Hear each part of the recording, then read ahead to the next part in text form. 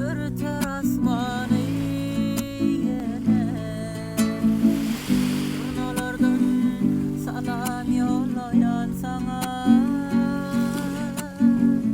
bolup gülleri usip barasam yanıma. Dinle canan, artık kıynama beni. Bolup gülleri usip barasam yanıma.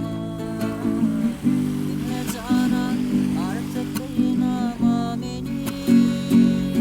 Yanıp kalır gülleri verip bilemem.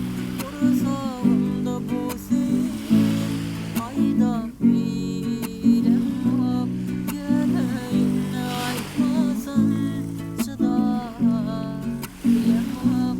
Belki de yaparım beni uçursun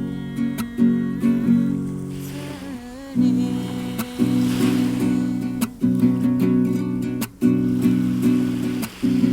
Gecenin babın yan seni illerden.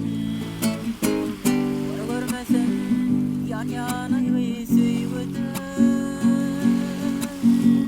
Kart olsam ben senin demir sevdim. Yeter artık dinle kıynama beni.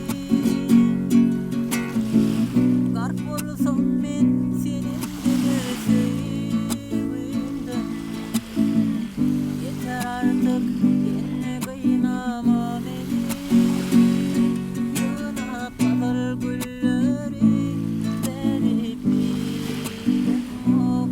Kursağımda bu senin ayda bilemem. Yüreğine aytmasam çıdar bilemem.